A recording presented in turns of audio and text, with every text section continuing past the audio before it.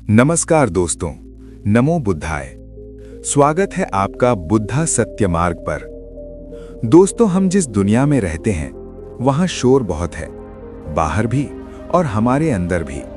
कभी गाड़ियों का शोर, कभी लोगों का शोर, तो कभी हमारी अपनी इच्छाओं और चिंताओं का शोर। क्या आपने कभी महसूस किया है कि इस सारे शोर के बीच हम खुद को कहीं भूल आए हैं? आज मैं आपको जो कहानी सुनाने जा रहा हूं वो सिर्फ एक कहानी नहीं है, ये एक आईना है। एक ऐसा आईना जिसमें आपको अपना चेहरा शायद न दिखे, लेकिन आपकी रूह जरूर दिखाई देगी। ये कहानी है उस खालीपन की जिसे हम पूरी जिंदगी भरने की कोशिश करते हैं, कभी पैसों से, कभी रिश्तों से, तो कभी सफलताओं से। लेकिन क्या वो भरता है? इस वीडियो को अंत तक बहुत ध्यान से सुनिएगा, क्योंकि अगले कुछ मिनटों में हम एक ऐसे सफर पर चलेंगे जो आपके देखने का नजरिया बदल सकता है। अगर आप हमारे चैनल बुद्धा सत्य मार्ग पर नए हैं तो अभी सब्सक्राइब बटन दबाएं और बेल आइकन को प्रेस करें, ताकि सत्य और शांति की ये यात्रा कभी रुके नहीं। गहरी सांस लें, अपने मन को शांत करें और चलिए इस कहानी में प्रवेश करते हैं। ये कहानी है अविनाश की। अविनाश यानी जिसका कभी नाश न हो। लेकिन विडंबना देखिए, अविनाश को हर पल लगता था कि वो खत्म हो रहा है, पीछे छूट रहा है। अविनाश शहर का सबसे हुनरमंद मूर्तिकार था। जब वो छेनी और हथौड़ा लेकर पत्थर पर चोट करता तो ऐसा लगता था मानो वो पत्थर से बात कर रहा हो। उसकी बनाई मूर्तियों की आंखें ऐसी होती थीं जैसे अभी पलकें झपक देंगी। लेकिन इस अद्भुत कला के पीछे एक बहुत अशांत मन छिपा था। अविनाश की उम्र 32 साल थी। आज के दौर में ये वो उम्र है जब इंसान अपने दोस्तों को सोशल मीडिया पर देखता है। कोई नई कार के साथ फोटो डाल रहा है, कोई विदेश घूम रहा है, तो कोई बड़ी कंपनी में प्रमोशन ले रहा है। अविनाश अपनी छोटी सी पत्थर की धूल से भरी वर्कशॉप में बैठा अपने फोन की स्क्रीन को घूरता रहता था। उसका दुख ये नहीं था कि उसके पास पैसा कम था, उसका असली दुख था तुलना। वो जब भी कोई मूर्ति बनाता उसके मन में एक ही सवाल होता, क्या ये दुनिया की सबसे अच्छी मूर्ति है? उसका जवाब देता, नहीं, इसमें अभी भी कुछ कमी है। और बस यही एक कमी उसे रात भर सोने नहीं देती थी। उसे लगता था कि वो एक रेस में दौड़ रहा है, एक ऐसी रेस जिसका कोई अंत नहीं है। वो खुद से कहता, जिस दिन मुझे नेशनल आर्ट अवार्ड मिलेगा, जिस दिन पूरी दुनिया मुझे सलाम करेगी, बस उसी दिन मैं खुश होऊंगा। उससे पहले मुझे खुश होने का कोई हक नहीं है। सोचिए दोस्तों, क्या हम सब अविनाश की तरह नहीं हैं? हमने भी अपनी खुशियों को भविष्य के किसी लॉकर में बंद कर दिया है। जब घर बन जाएगा तब खुश होऊंगा, जब नौकरी मिलेगी तब चैन से बैठूंगा। हम आज को गिरवी रखकर कल को खरीदने की कोशिश कर रहे हैं। अविनाश दिन रात काम करता, उसके हाथों में छाले पड़ जाते, आंखों के नीचे काले घेरे आ गए थे, लेकिन वो रुकता नहीं था। उसे लगता था कि अगर वो रुका तो वो मिट जाएगा। उसकी पहचान सिर्फ उसका काम बन गई थी। वो भूल गया था कि मूर्ति बनाने वाले का महत्व मूर्ति से ज्यादा होता है। कहते हैं अगर शिद्दत से चाहो तो पूरी कायनात उसे तुमसे मिलाने में लग जाती है। अविनाश की जिद जीत गई। उसने संगमरमर की एक ऐसी प्रतिमा बनाई जिसे देखकर बड़े बड़े आलोचक भी निशब्द हो गए। वो मूर्ति थी एक मुक्त पुरुष की, चेहरे पर ऐसी शांति जो शायद अविनाश के अपने जीवन में कभी नहीं थी। वो दिन आ गया, बड़ा ऑडिटोरियम, रंग बिरंगी रोशनियां और हजारों लोगों की भीड़। जब मंच से नाम पुकारा गया, the best sculpture of the year goes to Avinash, तालियों की गड़गड़ाहट से हॉल गूंज उठा। अविनाश मंच पर चढ़ा। उसके हाथों में वो चमकचमाती ट्रॉफी थी। फ्लैशलाइट्स उसकी आंखों में चुभ रही थीं। सब उसे देख रहे थे, उसकी तारीफ कर रहे थे। लेकिन दोस्तों, यहीं पर जीवन ने उसे पहला बड़ा सबक दिया। उस भीड़ के बीच, उस शोर के बीच, ट्रॉफी को सीने से लगाए हुए अविनाश को अपने अंदर एक भयानक सन्नाटा महसूस हुआ। उसने सोचा था कि इस पल में उसे परम आनंद मिल जाएगा, सारी बेचैनी खत्म हो जाएगी। लेकिन ऐसा कुछ नहीं हुआ। वो ट्रॉफी सिर्फ धातु का एक ठंडा टुकड़ा थी। वो तालियां सिर्फ हवा का शोर थीं। उस रात वो अपने आलीशान 5 स्टार होटल के कमरे में गया। उसने ट्रॉफी को मेज पर रखा और उसे देर तक देखता रहा। फिर अचानक वो फूट फूट कर रोने लगा। एक छोटे बच्चे की तरह। क्यों? क्योंकि उसे समझ आ गया था कि वो पहाड़ की चोटी पर पहुंच तो गया है, लेकिन वहां भी वो अकेला है। उसकी असुरक्षा, उसका डर, उसका खालीपन सब उसके साथ ही वहां ऊपर आए थे। उसने बाहर की दुनिया जीत ली थी, लेकिन अंदर का युद्ध अब भी जारी था। उसे एहसास हुआ कि सफलता प्यास नहीं बुझाती, बल्कि प्यास को और बढ़ा देती है। अब उसे डर था, अगली बार क्या? अगर अगली बार मैं इससे बेहतर नहीं कर पाया तो? जीत कर भी वो हार गया था। जीवन का स्वभाव है बदलाव, और कभी कभी ये बदलाव तूफान बनकर आता है। पुरस्कार मिलने के 3 महीने बाद अविनाश अपनी कार से कहीं जा रहा था। एक तीखे मोड़ पर नियंत्रण छूटा और भयानक दुर्घटना हो गई। जब उसकी आंखें अस्पताल में खुली तो उसके शरीर पर पट्टियां थीं, लेकिन सबसे बड़ी चोट वहां लगी थी जहां उसकी जान बसती थी, उसका दाहिना हाथ। डॉक्टरों ने बहुत संजीदगी से कहा, अविनाश जी, आपकी जान बच गई, ये चमत्कार है, लेकिन आपके दाहिने हाथ की मुख्य नसें पूरी तरह क्षतिग्रस्त हो गई हैं।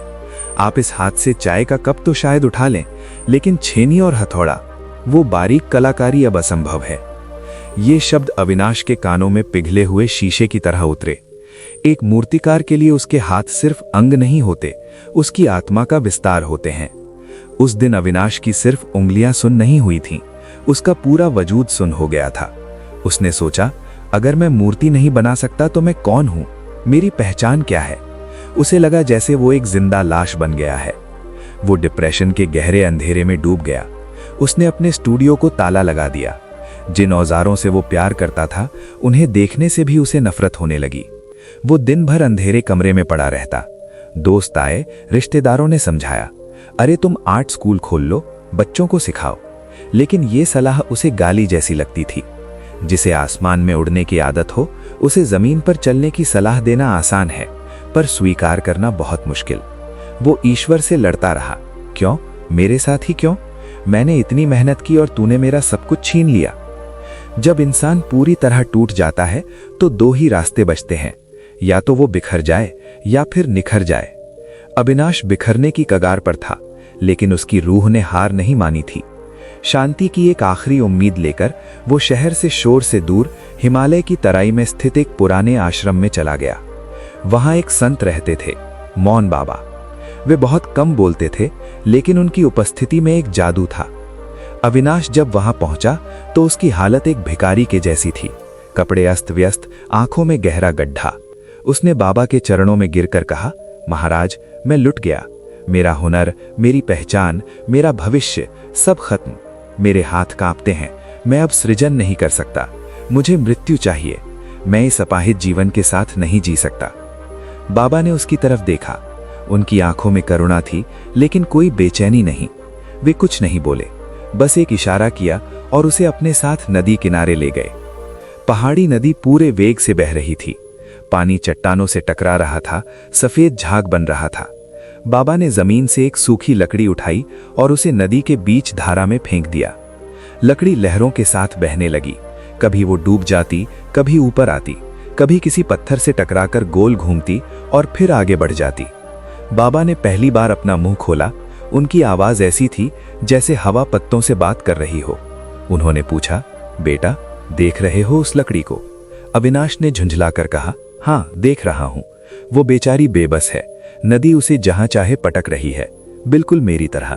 हालात मुझे इधर उधर पटक रहे हैं। बाबा मुस्कुराए। उन्होंने अविनाश के कंधे पर हाथ रखा और कहा, नहीं अविनाश, ध्यान से देखो। वो लकड़ी दुखी नहीं है। जानते हो क्यों? क्योंकि वो लकड़ी नदी से विरोध नहीं कर रही। जब लहर उसे डुबोती है, वो डूब जाती है। ऊपर उठाती है तो ऊपर आ जाती है। उसे कहीं पहुंचना नहीं है, उसे बस बहना है। उसका कोई लक्ष्य नहीं है, इसलिए उसे कोई हरा नहीं सकता। फिर बाबा ने अविनाश का वो दाहिना हाथ अपने हाथ में लिया जो अब बेजान सा था। उन्होंने पूछा, तुम्हें लगता है कि तुम मूर्तिकार हो? अविनाश की आंखों में आंसू आ गए। मैं था बाबा, अब नहीं हूं। बाबा ने कहा, यही तुम्हारी भूल है और यही तुम्हारे दुख की जड़ है। तुमने मान लिया कि तुम हाथ हो, तुमने मान लिया कि तुम कलाकार हो। जब हाथ टूटा तुम्हें लगा तुम टूट गए। लेकिन बेटा, मूर्ति टूट सकती है, हाथ टूट सकता है, लेकिन जो उस हाथ को जान रहा है, जो उस टूटने के दर्द को देख रहा है, क्या वो टूटा है?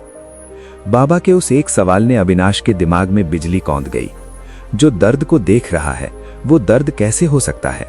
वो साक्षी है। बाबा ने उसे एक और बात समझाई। अविनाश, जीवन एक बांसुरी की तरह है। जब बांसुरी अंदर से भरी होती है तो उसमें से हवा पास नहीं होती, संगीत नहीं बजता। जब तुम अहंकार से भरे होते हो कि मैं कर रहा हूं, मैंने अवार्ड जीता, तो तुम भरे हुए हो। ईश्वर अपनी धुन तब बजाता है जब तुम अंदर से खाली होते हो। तुम्हारे हाथ ने काम करना बंद किया, शायद इसलिए ताकि तुम ये समझ सको कि तुम इस शरीर से बहुत ज्यादा हो। तुम्हारी कला तुम्हारे हाथों में नहीं थी, तुम्हारी कला तुम्हारी दृष्टि में थी, और दृष्टि को हाथों की नहीं, हृदय की जरूरत होती है। अविनाश पूरी रात नदी किनारे बैठा रहा। नदी का शोर अब उसे शोर नहीं, संगीत लग रहा था। उसने अपनी पूरी जिंदगी को रिवाइंड करके देखा। उसकी सारी दौड़, सारा तनाव सिर्फ एक छवि बनाने के लिए था। एक ऐसी छवि जो कांच की थी, जिसे टूटना ही था। अगली सुबह जब सूरज की पहली किरण नदी के पानी को सोना बना रही थी, अविनाश के भीतर कुछ बदल गया था। वो उठा, उसने जमीन से गीली मिट्टी उठाई। उसका दाहिना हाथ काम नहीं कर रहा था। उसने अपने बाएं हाथ से, जिसे उसने कभी कला के लिए इस्तेमाल नहीं किया था, मिट्टी को छूना शुरू किया। इस बार कोई परफेक्शन का दबाव नहीं था, कोई नेशनल अवार्ड जीतने की चाह नहीं थी। उसे किसी को कुछ साबित नहीं करना था। वो बस मिट्टी को महसूस कर रहा था। वो खेल रहा था, एक बच्चे की तरह। उसकी उंगलियां टेढ़ी मेढ़ी चली, जो आकृति बनी वो बेडौल थी। लेकिन उस बेडौल मूर्ति को देखकर अविनाश हंसा, और उस हंसी में वो आनंद था जो उसे ट्रॉफी लेते वक्त भी नहीं मिला था। क्योंकि आज वो करता नहीं था, आज वो सिर्फ एक माध्यम था। वो बह रहा था उस लकड़ी की तरह। अविनाश वापस लौटा, लेकिन अब वो पुराना अविनाश नहीं था जो दौड़ रहा था। उसने मूर्तियां बनाना नहीं छोड़ा। हाँ, अब उसकी मूर्तियां मशीनों जैसी परफेक्ट नहीं होती थीं। उनमें एक कच्चापन था, लेकिन उनमें एक रूह थी जो सीधे दिल में उतरती थी। उसने अपने टूटे हुए हाथ को अपना दुश्मन मानना छोड़ दिया। उसने उसे अपना गुरु मान लिया, जिसने उसे ये सिखाया कि मैं ये शरीर नहीं हूं, मैं वो अनंत हूं जो कभी नष्ट नहीं होता। दोस्तों, अविनाश की कहानी हम सब की कहानी है। क्या आप भी किसी ऐसी दौड़ में भाग रहे हैं जिसका कोई अंत नहीं? क्या आप भी अपनी खुशियों को भविष्य के लिए टाल रहे हैं? याद रखिए, आप लहर नहीं हैं, आप समुद्र हैं। आप शरीर नहीं हैं, आप चैतन्य हैं। थोड़ा रुकिए, सांस लीजिए और खुद से मिलिए। अगर इस कहानी ने आपके दिल को थोड़ा सा भी सुकून दिया है तो हमें कमेंट करके जरूर बताएं। नमो बुद्धाय लिखकर अपनी उपस्थिति दर्ज कराएं। ये था बुद्धा सत्य मार्ग का प्रयास, आपको सत्य के करीब लाने का। इस वीडियो को अपने उन दोस्तों के साथ शेयर करें जो जीवन में निराश हैं। शायद ये कहानी उनकी जिंदगी बदल दे। लाइक करें, सब्सक्राइब करें। मिलते हैं अगली कहानी में। तब तक अपना और अपनों का ख्याल रखें। धन्यवाद। नमो बुद्धाय।